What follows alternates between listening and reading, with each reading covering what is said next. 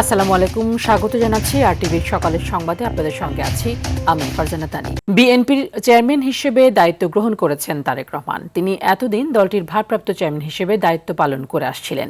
দলের নীতি নির্ধারণী ফোরামের জরুরি বৈঠকে এই সিদ্ধান্ত চূড়ান্ত হওয়ার পরই সন্তোষ প্রকাশ করেন তিনি। চাইলেন দেশবাসীর দোয়া। এরই মধ্যেই ঘোষণা আসে উত্তরবঙ্গ সফর স্থগিতেরও। তবে নতুন নেতৃত্বের এই যাত্রাপথে কাঁটা হয়ে দাঁড়িয়েছে নির্বাচনী সহিংসতা। হাদি ও মুসাব্বির হত্যার ঘটনায় নির্বাচন বানচালের গভীর ষড়যন্ত্র দেখছে বিএনপি। স্বপন দেওয়ানের ক্যামেরায় রুদ্র রফিকের রিপোর্ট। গুলশানে বিএনপি চেয়ারপারসনের রাজনৈতিক কার্যালয়। সেখানেই দলের ভবিষ্যৎ নির্ধারণে জরুরি বৈঠকে বসেন দলটির স্থায়ী কমিটির সদস্যরা। রুদ্ধদ্বার এই বৈঠকে সভাপতিত্ব করেন ভারপ্রাপ্ত চেয়ারম্যান তারেক রহমান। দীর্ঘ আলোচনার পর দলের গঠনতন্ত্র অনুসরণ করে সর্বসম্মতিক্রমে আসে চূড়ান্ত সিদ্ধান্ত। ভারপ্রাপ্ত পদের অবসান ঘটিয়ে আনুষ্ঠানিকভাবে বিএনপির চেয়ারম্যান নির্বাচিত করা হয় তারেক রহমানকে। বৈঠক শেষে স্থায়ী কমিটির সদস্যদের সঙ্গে নিয়ে অপেক্ষমান সাংবাদিকদের সামনে আসেন মহাসচিব মির্জা ফখরুল ইসলাম আলমগীর। তিনি জানান, দলের এই গুরুদায়িত্ব পেয়ে সন্তোষ প্রকাশ করেছেন তারেক রহমান।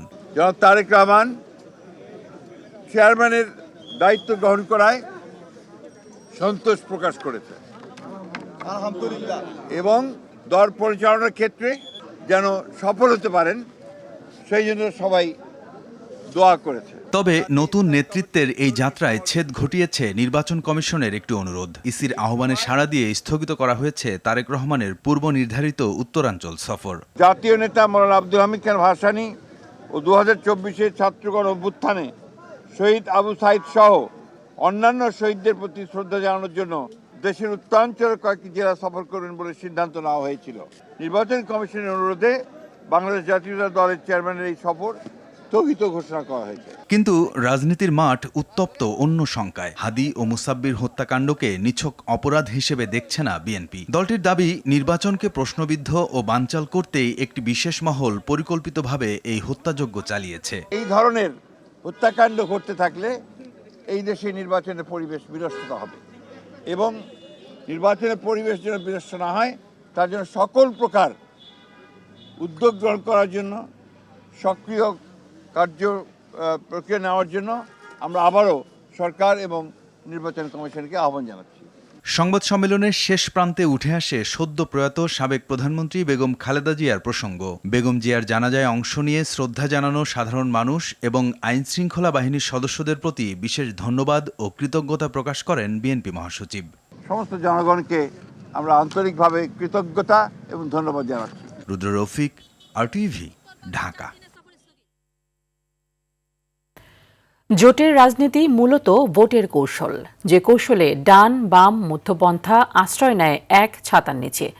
বিশ্লেষকরা বলছেন, এখানে আদর্শ গৌণ আর মুখ্য হয়ে দেখা দেয় ভোটের হিসাব নিকাশ। তবে এর ফলে কখনো কখনো ভোটাররা দ্বিধাগ্রস্ত হয়ে পড়েন বলে মত তাদের। আরও জানাচ্ছেন খান আলামিন। জোটের রাজনীতি মানেই ক্ষমতার অঙ্ক। জোটের রাজনীতির ইতিহাস এদেশে বেশ পুরনো। জাতীয় নির্বাচন এলেই ভোটের ছক কষতে গিয়ে শুরু হয় জোটের খেলা। এবারও তার ব্যতিক্রম নয়।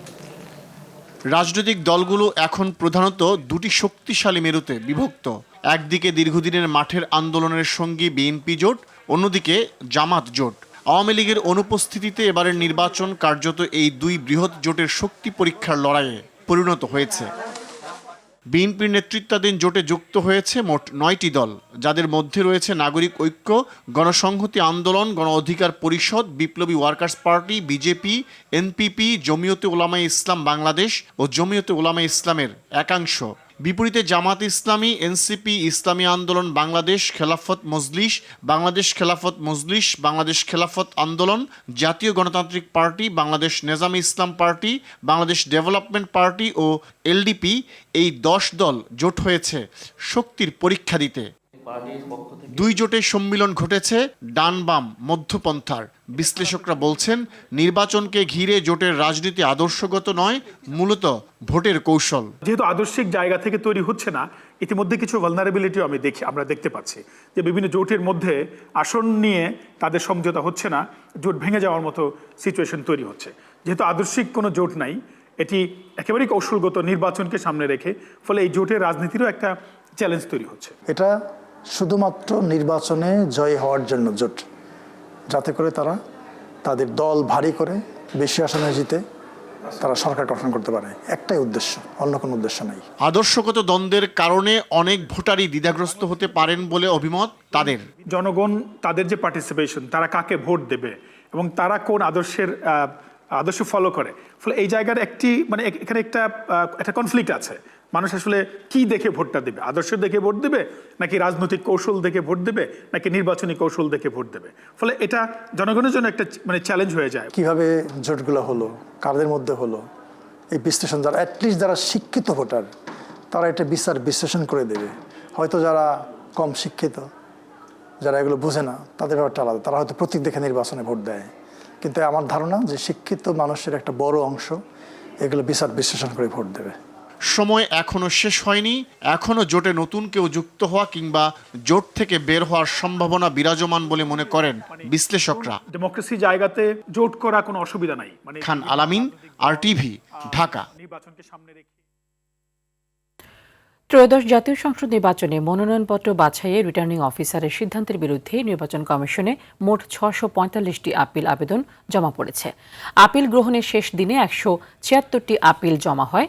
সকাল 10টা থেকে নির্বাচন কমিশনে আপিল শুনানি শুরু হবে, যা চলবে আগামী 18 জানুয়ারি পর্যন্ত। এর মধ্যে 1 থেকে 70 নম্বর আপিলের শুনানি অনুষ্ঠিত হবে আজ।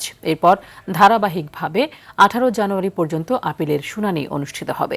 আগারগাঁও নির্বাচন ভবনের অডিটোরিয়ামে সকাল 10টা থেকে বিকেল 5টা পর্যন্ত আপিল শুনানি চলবে। প্রার্থিতা প্রত্যাহারের শেষ তারিখ 20 জানুয়ারি। এরপর 21 জানুয়ারি রিটার্নিং কর্মকর্তারা চূড়ান্ত প্রার্থী তালিকা প্রকাশ ও প্রতীক বরাদ্দ দেবেন।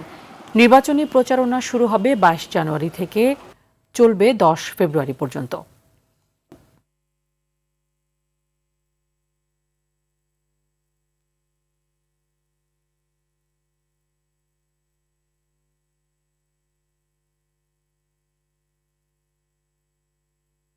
শীতে জনজীবনে দুর্ভোগ নেমে এসেছে উত্তরাঞ্চলে। শৈত্যপ্রবাহ বয়ে যাচ্ছে উত্তরের জেলা পঞ্চগড়ে।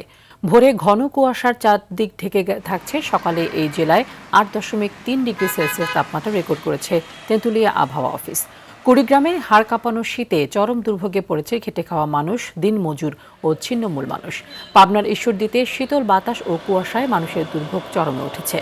শীতে সবচেয়ে বেশি বিপাকে পড়েছে নিম্ন আয়ের খেটে খাওয়া মানুষ। ঠিকমতো ফসল চাষাবাদ ও পরিচর্যা করতে পারছে না কৃষকরা। দিনাজপুরে শীতজনিত নানা রোগে আক্রান্ত হচ্ছে শিশু ও বয়স্করা।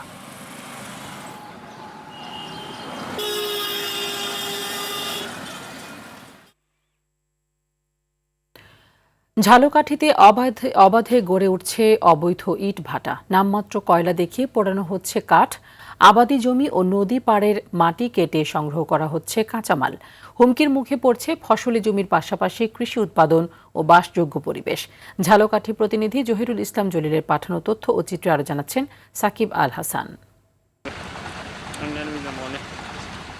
আইন অনুযায়ী লোকালয়ের 3 কিলোমিটারের মধ্যে কৃষি জমির ওপর শিক্ষা প্রতিষ্ঠান, হাটবাজার এবং বসতবাড়ির আশপাশে ইট ভাটা তৈরি করা নিষেধ থাকলেও ঝালকাঠিতে নিয়ম বহির্ভূতভাবে যত্রতত্র গড়ে উঠছে ইট ভাটা। পরিবেশ অধিদপ্তরের হিসেব অনুযায়ী জেলার 41টি ইট ভাটার মধ্যে বৈধ মাত্র 19টি। এর বাইরে এসবি, জিজিবি, এমসিবি, 7 স্টার এবং রাজশাহী ক্লিন সহ অন্তত 22টি ছোট বড় ইট ভাটা চলছে কোনো অনুমোদন ছাড়াই। অবৈধ এসব ইট ভাটা থেকে প্রতি বছর বিপুল রাজস্ব হারাচ্ছে সরকার। জ্বালানি হিসেবে কয়লা ব্যবহারের কথা থাকলেও কাঠ পুড়িয়ে তৈরি করা হচ্ছে ইট। আমাদের নারিকেল গাছে নারিকেল হয় না, সুপারি হয় না, ধান হয় না, সব কুয়াশায় ধানের উপরে পরে, ইরিধানের উপরে পরে। এই বাটা ওই সেইটা এই জাকির মিয়া করছে, এইখানে করছে ডাস্টবিন হেরাও করছে, এরা যাতে কোরআন শেষ হয়ে যাও, জনগণ না খাই মরো। পাশের জমিটা বৈশাখ মাসে আপনার নতুন পানি আসার সাথে সাথে ওইটা ফাটল ধরে আস্তে ভাঙে পড়িয়ে যায়। তারাই তাদের জায়গা দেখাই তারা নদীর বা চর সব কাটতে নিয়ে যেতেছে। অবৈধ ইটভাটা পরিচালনা না করতে সতর্ক করা হয়েছে বলে জানালেন এই কর্মকর্তা। আমরা যে সকল অবৈধ ইটভাটার বিরুদ্ধে অভিযান করেছি, বন্ধ করেছি, আমাদের কাছে যদি আবার নিউজ আসে যে ইটভাটাগুলো আবার চলছে, আমরাও ইটভাটাগুলো আবার অভিযান করব, ওগুলো আবার বন্ধ করার ব্যবস্থা করব। এসব ভাটায় জ্বালানি হিসেবে বিপুল কাঠ পোড়ানোর ফলে একদিকে যেমন উজাড় হচ্ছে বৃক্ষ সম্পদ, অপরদিকে পরিবেশের উপর পড়ছে বিরূপ প্রভাব। দ্রুত প্রয়োজনীয় পদক্ষেপ নেয়ার দাবি সচেতন মহলের। সাকিব আল হাসান, RTV। সিলেটের গোয়াইনঘাটে সড়কের পাশের প্রায় অর্ধশত গাছ কেটে বিক্রির অভিযোগ উঠেছে উপজেলা প্রকৌশলী ও রুস্তমপুর ইউনিয়ন পরিষদ চেয়ারম্যানের বিরুদ্ধে। গাছ কাটার বিষয়ে নেওয়া হয়নি স্থানীয় প্রশাসনের অনুমতি। অভিযুক্তরা বলছেন এসব অভিযোগ বানোয়াট ও ভিত্তিহীন। সিলেটের গোয়াইনঘাট থেকে সালমান শাহর পাঠানো তথ্য ও চিঠি আরও জানাচ্ছেন আব্দুল হামিদ। সিলেটের গোয়াইনঘাট উপজেলার রুস্তমপুর ইউনিয়নের বঙ্গবীর থেকে পীরের বাজার সড়কের পাশের প্রায় অর্ধশত গাছ কাটা হয়েছে সরকারি অনুমতি ছাড়াই। সম্প্রতি সড়ক থেকে 25টি গাছ জব্দ করে বন বিভাগ। স্থানীয়রা বলছেন এর আগেই কাটা হয়েছে আরও 40টি গাছ। চেয়ারম্যান সহ এই চক্র মিলিয়া গাছগুলো হাঁটতে জায়গাটা অনেক সুন্দর, তো এই জায়গাটা যদি মানুষ ধ্বংসের দিকে ঠেলে নেয় তো এটা খুব খারাপ দেখা যায়। এই গাছগুলা কাটে তাদের বিরুদ্ধে যেন কঠোর ব্যবস্থা নেওয়া হয়, এটা আমরা চাই। যারা কাটে তাদের বিরুদ্ধে যেন সরকার ন্যায়গত ব্যবস্থা নেয়। অভিযুক্ত রুস্তমপুর ইউনিয়ন পরিষদের চেয়ারম্যান মোহাম্মদ শাহাবুদ্দিন জানান, উপজেলার প্রকৌশলী গাছ কাটার বিষয়ে তার থেকে সহযোগিতা চেয়েছেন। ব্রিজের কন্ট্রাক্টরগণ আমার ইউপি অফিসে আসছেন এবং বলেছেন উপজেলা ইঞ্জিনিয়ার পাঠিয়েছেন ব্রিজের পাশে গাছ কাটার জন্য আপনি আমাদের সহযোগিতা করবেন। তখন আমি ওনাদেরকে হাজির আলী নামক লোক দিয়ে সহযোগিতা করি। ওনারা কোন প্রক্রিয়ায় গাছ কেটেছেন সেই বিষয়ে আমি অবগত নই। এদিকে উপজেলা প্রকৌশলী হাসিব আহমেদ বলছেন, রাস্তার কাজে গাছ কাটতে উপজেলা প্রশাসন ও বন বিভাগকে চিঠি দিয়েছিলেন তিনি। এরকম যে কয়েকটা কালভার্ট এক্সপানশন হচ্ছে সাইডে বড়, এগুলো ফতেপুরে আছে, কিছু আপনার রুস্তমপুর এখানে আছে, বঙ্গবীরের দিকে আছে, সব জায়গাতে আছে। যেখানে যেখানে কাজ করছে ওই সবগুলোর আমি অন্য স্যারের কাছে চিঠি দিচ্ছি। উপজেলার নির্বাহী কর্মকর্তা ও বন কর্মকর্তা বলছেন, গাছ কাটার বিষয়ে কোনো অনুমোদন দেওয়া হয়নি। জড়িতদের বিরুদ্ধে প্রয়োজনীয় ব্যবস্থা নেওয়া হবে। কিছু গাছ কর্তন করা হয় হাদারপাড় থেকে পীরের বাজার এলাকায়। আমরা সমস্ত গাছ জব্দ করছি, উদ্ধার প্রক্রিয়া চলমান। কেবা কারা কাটছে এই মুহূর্তে আমরা এটা বলতে পারছি না, তবে এটা পরবর্তী যে আইনানুগ ব্যবস্থা সেটি নেওয়া হচ্ছে। পরিবেশ সুরক্ষা ও রাস্তার সৌন্দর্য বর্ধনে সরকারি গাছ সংরক্ষণে কঠোর ব্যবস্থা গ্রহণের দাবি স্থানীয়দের। আব্দুল হামিদ, RTV।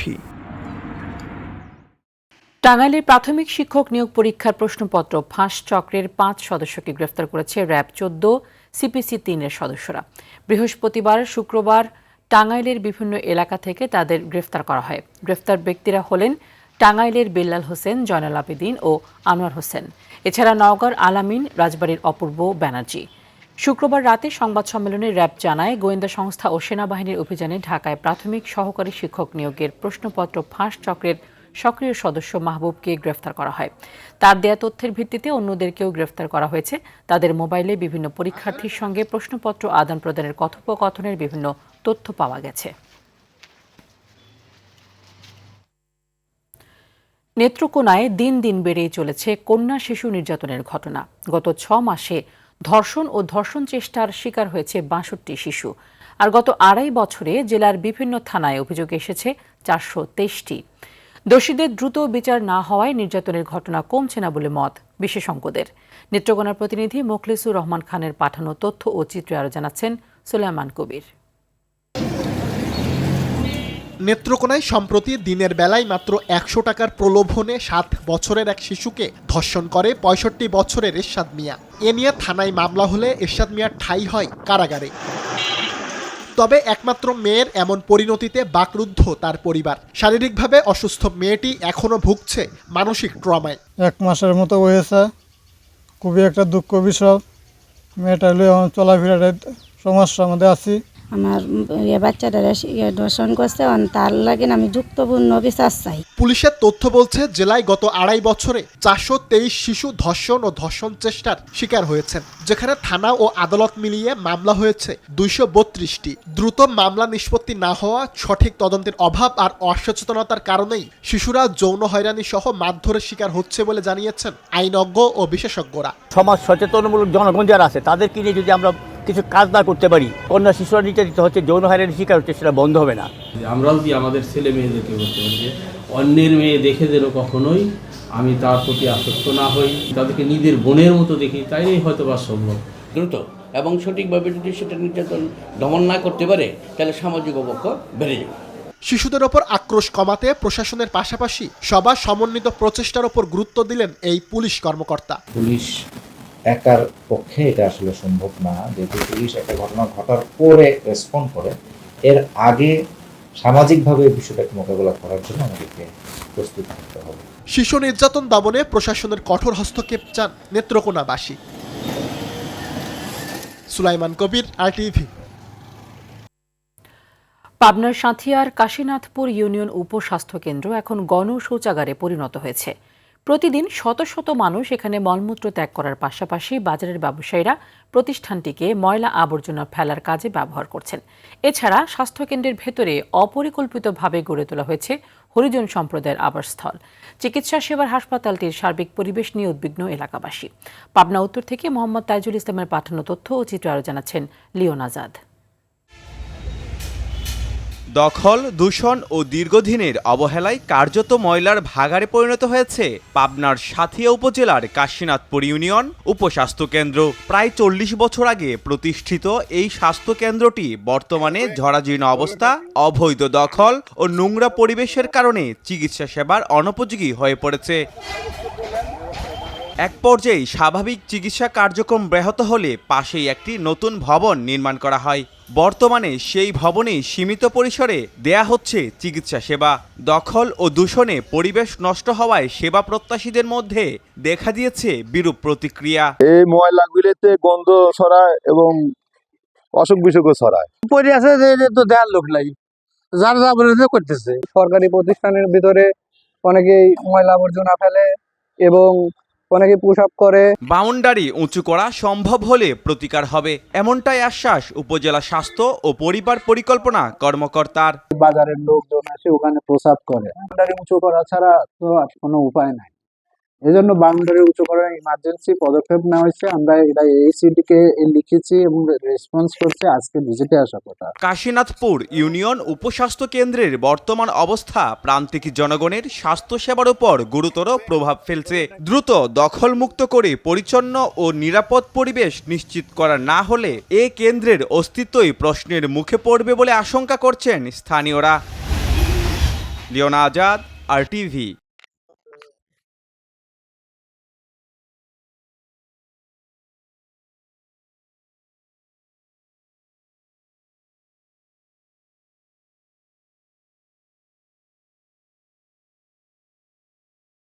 IDLC পরিবর্তনের পথে বাংলাদেশ। 8 বছর পর চট্টগ্রাম বন্দরে এলো যুক্তরাষ্ট্রের 58,000 মেট্রিক টন ভুট্টা। প্রতি টন ভুট্টার আমদানি মূল্য ধরা হয়েছে $246। চট্টগ্রাম বন্দরে এই ভুট্টার ল্যান্ডিং কস্ট বা খরচ প্রতি কেজি প্রায় 34 টাকা পড়তে পারে বলে ধারণা করা হচ্ছে। গত বুধবার চট্টগ্রাম বন্দরে আনুষ্ঠানিকভাবে খালাস প্রক্রিয়া শুরু হয়েছে। সংশ্লিষ্টরা মনে করছেন এই আমদানির মাধ্যমে দেশের পশুখাদ্য শিল্পে মানসম্মত কাঁচামালের এক নতুন উৎসের দ্বার উন্মোচন হবে। 2018 সালের পর এটি যুক্তরাষ্ট্র থেকে আসা ভুট্টার প্রথম চালান। এর ফলে দেশের প্রাণীজ আমিষের চাহিদা পূরণ সহজ হবে এবং যুক্তরাষ্ট্রের সঙ্গে দ্বিপাক্ষিক ব্যবসায়িক বন্ধন আরও দৃঢ় হবে। মার্কিন ভুট্টার নিয়মিত সরবরাহ নিশ্চিত হলে পশুখাদ্যের গুণগত মান বৃদ্ধির পাশাপাশি বাজারে প্রতিযোগিতামূলক পরিবেশ তৈরি হবে বলে মনে করছেন আমদানিকারকরা।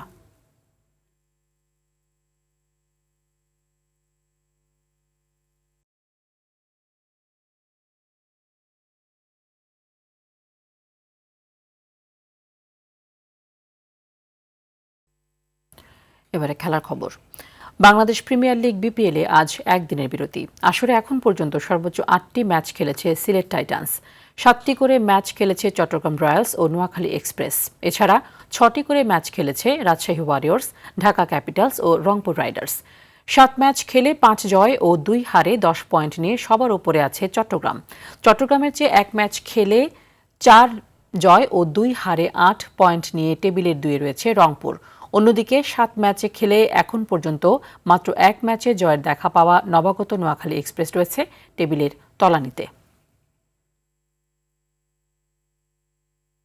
দর্শক, জমে উঠেছে ত্রয়োদশ জাতীয় সংসদ নির্বাচন। আলোচনার ঝড় উঠছে চায়ের কাপে। সেই তর্ক বিতর্ক ও আলোচনা সমালোচনা তুলে আনতেই আমাদের এবারের আয়োজন হ্যাপি কাউ চায়ের আড্ডায় নির্বাচন।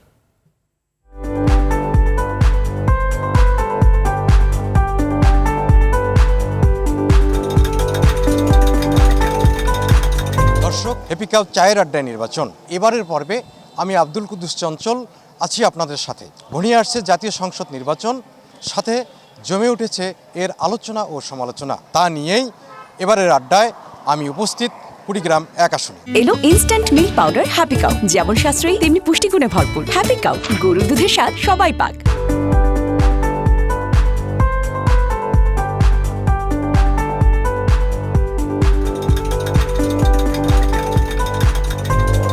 আমি যেহেতু নারী, আমি নারীদেরকে নিয়েই বলতে চাচ্ছি, নারীদের কর্মসংস্থানের একটা ব্যবস্থা করা উচিত। আমাদের উত্তরবঙ্গে, আমরা কুড়িগ্রাম জেলায় পুরুষরা তো অনেক ধরনের কাজই করতে পারে, তারা যখন যেটা পারে করতে পারে, নারীদের জন্য আসলে সেই সুযোগটা হয়ে ওঠে না। বিগত নির্বাচনের কথা যদি বলেন, নির্বাচনগুলো তো কোনো নির্বাচনই ছিল না, এগুলো ছিল প্রহসনের নির্বাচন। তো কখনো আমরা দেখেছি যে দিনের ভোট রাতে করতে, অথবা আমির নির্বাচন। তো সে দিক থেকে বাংলাদেশের মানুষ এবারের নির্বাচনের দিকে সারা বিশ্ব যেমন তাকিয়ে আছে, আমরাও খুবই আকাঙ্ক্ষিত এবং আশাবাদী এই নির্বাচন নিয়ে। গ্রাম পর্যায়ে যদি বলেন, ধরেন যে এই কুড়িগ্রামের একেবারে কিছু দুর্গম এলাকা আছে, সেইখানে যে কিছু কিছু স্থানীয় নেতাকর্মী তাদের পেশিশক্তি দেখানোর চেষ্টা করবে না, তা কিন্তু না, একেবারে উড়িয়ে দেওয়া যায় না। তো সেই বিষয়গুলোকেও কিন্তু আমলে নিতে হবে, পুলিশ প্রশাসনকে নিতে হবে, নির্বাচন কমিশনকে, রিটার্নিং কর্মকর্তার কার্যালয় থেকে। দর্শক, হ্যাপি কাউ চায়ের আড্ডা নির্বাচন আজ এই পর্যন্তই। ভালো থাকুন, সুস্থ থাকুন, নির্বাচনী সকল বার্তা পেতে RTVর সঙ্গে থাকুন।